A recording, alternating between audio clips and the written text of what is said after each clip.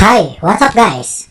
Di video kali ini, aku akan membahas alur cerita lengkap dari film Kundo Age of Rampant. Film ini dirilis tahun 2014 dan mengisahkan seorang pejuang yang membalas dendam demi keluarga dan rakyat yang tertindas. Film ini diawali dari sebuah scene yang memperlihatkan seorang pejabat yang sedang berpesta di rumahnya. Para tamu kehormatan satu persatu memberikan hadiah istimewa baginya. Seorang tamu memberikan gading gajah terbaik sebagai hadiahnya. Ada juga yang menghadiahkan sebuah teleskop untuknya.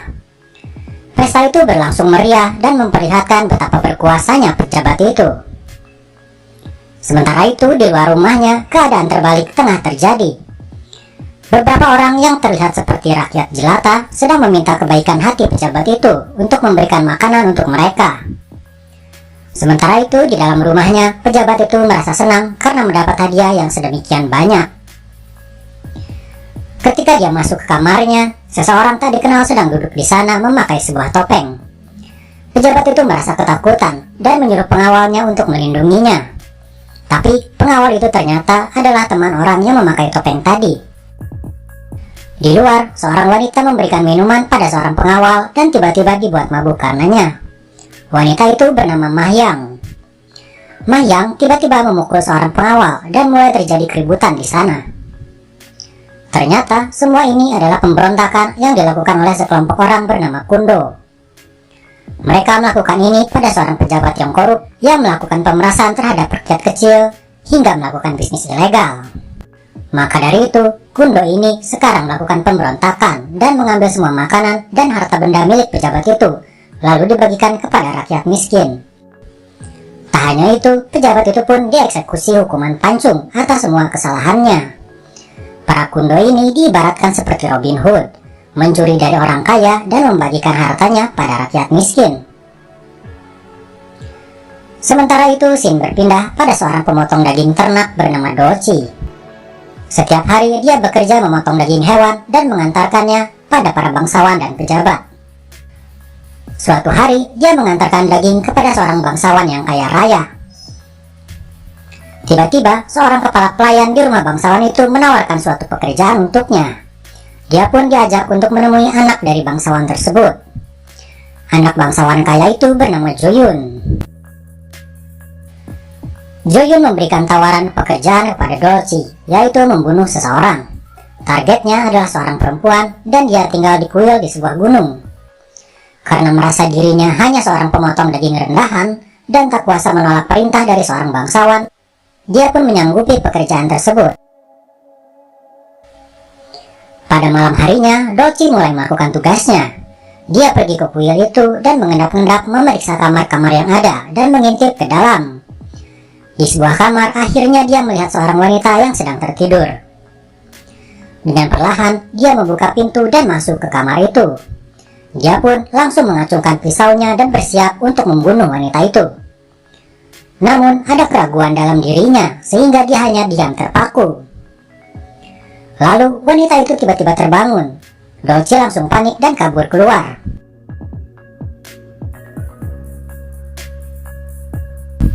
Di luar, seorang kepala kuil di sana melihat Dolci dan menghentikannya. Kepala kuil itu menasihati Dolci, namun Dolci tak mau mendengarnya dan pulang lagi menuju rumahnya. Di rumah Dolci sudah menunggu kepala pelayan suruhan Joyun, menginginkan berita apakah wanita itu sudah dibunuh atau belum. Dolci bercerita kalau dia tak bisa membunuhnya dan mengembalikan uang yang sudah diberikan kepadanya. Joyun yang mendengar berita ini tak bisa menerimanya. Dia lalu mengutus kepala pelayan tadi dan beberapa prajuritnya untuk menghabisi Dolci. Dolci yang tak tahu apa-apa tiba-tiba diserang oleh para prajurit. Ibu dan adiknya juga tak luput dipukuli oleh mereka. Mereka bertiga lalu disekap di sebuah gudang. Dolci melawan mereka, tapi mereka malah membakar gudang itu. Para prajurit itu lalu mengunci Dolci dan keluarganya di dalam, sementara api terus membesar. Lalu seluruh gudang itu terbakar bersama dengan Dolci dan keluarganya. Esok harinya Dolci ternyata masih hidup, namun ibu dan adiknya sudah tewas terbakar.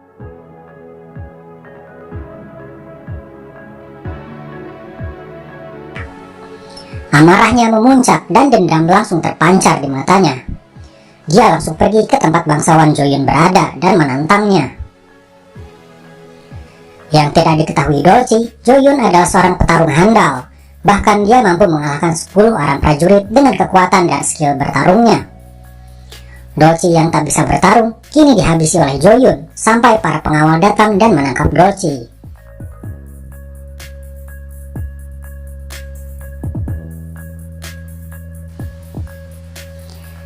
Malam harinya, Dolci dibawa keluar untuk dieksekusi karena telah berani berulah melawan bangsawan Joyun.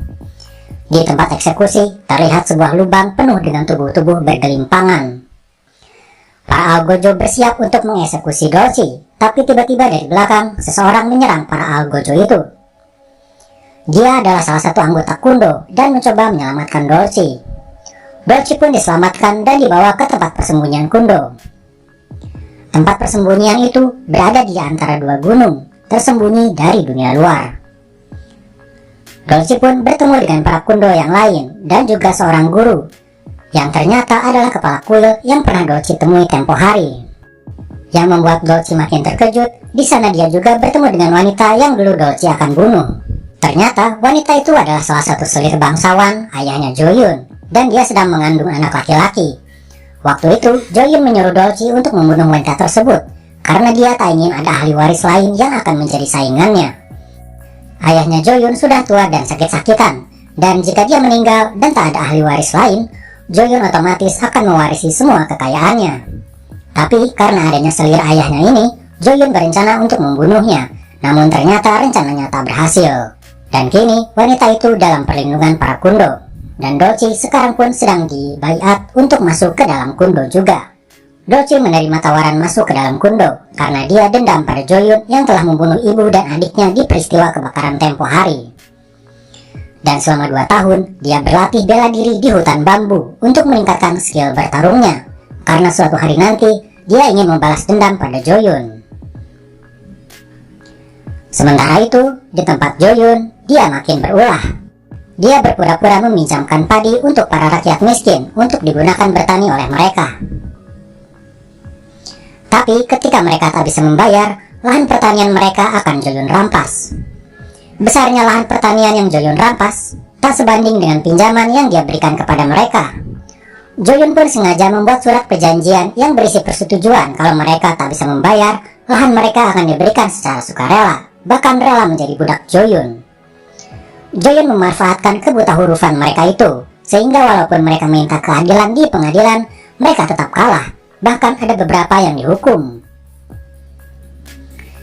Kini Joyun telah memiliki lahan pertanian yang luas sekali dengan cara merampas dari rakyat kecil. Berita ini pun sampai ke telinga ayahnya Joyun, dan dia tak suka dengan perbuatan Joyun tersebut. Suatu hari, guru dan 2 orang dari Kundo melewati lahan pertanian itu dan bertemu dengan Joyun. Melihat keadaan para rakyat yang menderita, mereka tidak tega dan mencoba berbicara baik-baik dengan Joyun. Tapi dengan sombongnya, Joyun berkata kalau jangan campuri urusan orang lain. Guru dan yang lainnya pun kembali ke tempat persembunyian dan langsung berdiskusi, mencari cara agar para rakyat bisa bebas dari cengkraman Joyun. Dolci yang kini sudah punya skill bertarung mengajukan diri untuk membunuh Joyun sendirian. Namun yang lainnya tak setuju karena Dolci melakukan itu hanya karena dendam pribadinya. Lalu setelah sekian lama berdiskusi, mereka pun menyusun rencana. Rencana mereka adalah mengirimkan beberapa orang untuk mengacau di daerah tempat tinggal Joyun.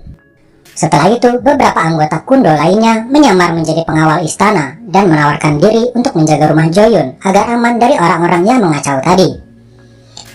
Joyun pun tertarik dengan hal itu, dan dia mulai melihat seperti apakah para prajurit istana yang akan melindungi rumahnya itu. Di sana, Dolci menjadi salah satu yang menyamar. Ketika Dolci melihat Joyun, dia sudah tidak tahan dan menggenggam erat pedangnya erat-erat. Namun karena teringat kalau ini bukan ajang pembalasan dendam, maka dia bisa menahan diri.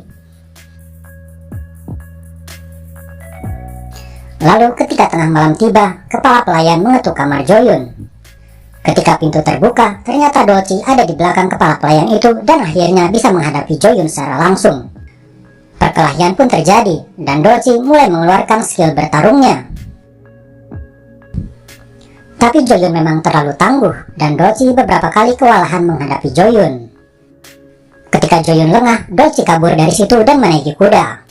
Joyun berlari mengejar Dolci, keluar dari kota dan melaju terus menjauhi rumahnya. Saat itulah rumah Joyun tak ada yang memimpin, sehingga para kundo yang menyamar langsung menyerang para pengawal dan penjaga. Mereka langsung menaklukkan rumah bangsawan Joyun dan membagi-bagikan makanan dan hasil pertanian pada rakyat miskin. Tentu saja itu membuat para rakyat senang. Ternyata kaburnya Dolci adalah disengaja untuk membuat Joyun jauh dari rumah, agar para kundo bisa membagi-bagikan makanan untuk para rakyat. Selain itu, Joyun pun terus digiring memasuki perangkap. Hingga di suatu tempat, para kundo sudah menunggu Joyun.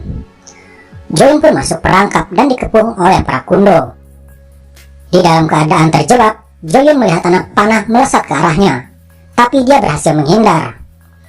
Para kundo yang lain langsung menyerang Joyun, namun Joyun ini terlalu tangguh bagi mereka. Puluhan orang tak bisa menumbangkan Joyun. Bahkan Dolci yang ada di sana ikut terluka dan segera dilarikan untuk diobati. Kini tinggallah Joyun dengan seorang kundo yang ahli bela diri. Tapi Joyun masih tetap di atas angin, dan kundo ini berhasil ditusuk dengan pedang Joyun.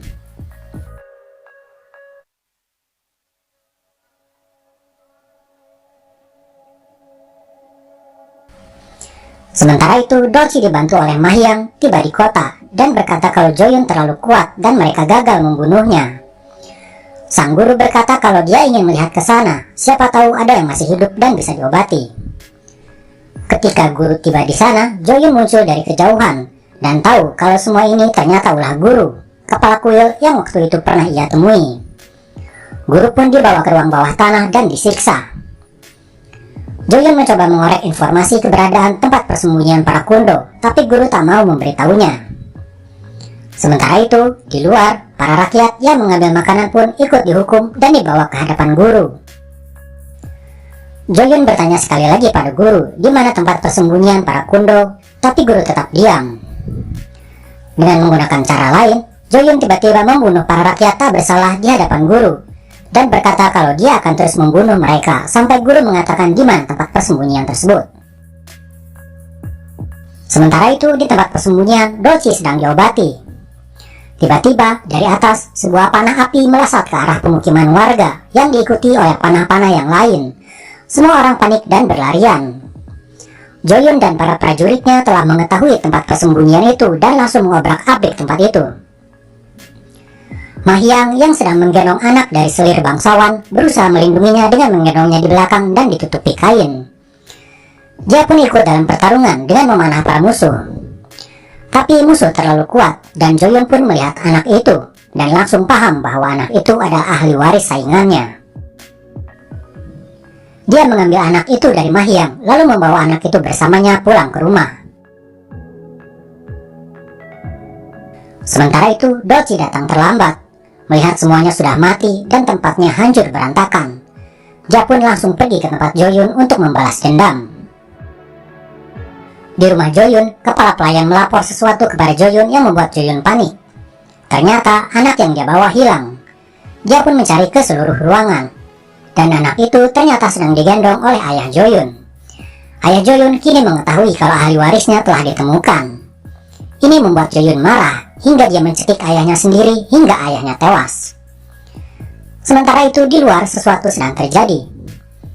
Dolci telah tiba di kota itu dan dengan menggunakan senapan mesin dia menembak semua prajurit yang ada di situ. Rakyat yang melihat itu terbakar semangatnya untuk ikut memberontak, sehingga kini Dolci dibantu para rakyat menghabisi semua prajurit yang ada di situ. Lalu mereka pergi mendatangi rumah Joyun. Di dalam rumah, Joyun menggendong anak itu dan sepertinya tidak tega jika harus membunuhnya. Tak lama kemudian, Dolci telah tiba di rumah Joyun. Joyun keluar sambil menggendong anak itu. Pertarungan antara Dolci dan Joyun pun dimulai. Sambil menggendong anak itu, Joyun menghadapi Dolci sendirian. Mereka terus bertarung sambil terus pergi ke sebuah hutan bambu. Hingga pada suatu ketika, Dolci mengayunkan pisaunya dan hampir mengenai anak itu. Joyun menyelamatkan anak itu dari sabetan pisau Dolci, dan berakibat lehernya terkena tebasan pisau. Lalu tiba-tiba dari arah belakang, seseorang dari rakyat menusukkan tombak tepat ke arah Joyun. Dan begitulah kematian Joyun, tewas di tangan rakyatnya sendiri. Kini tirani Joyun telah berakhir. Tak ada lagi bangsawan yang menindas. Rakyat pun telah terbebas dari cengkraman kekejaman Joyun.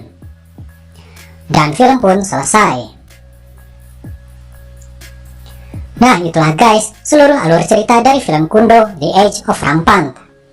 Film ini mengisahkan suatu kondisi di mana rakyat yang ditindas oleh pemimpinnya suatu saat akan memberontak dan mendapatkan keadilan. Maka jadilah pemimpin yang adil dan bijaksana yang dapat mensejahterakan rakyatnya. Oke, segitu dulu aja video kali ini. Kalau ada request film lainnya, silahkan komen di bawah. Terima kasih sudah menonton. Sampai jumpa di video selanjutnya.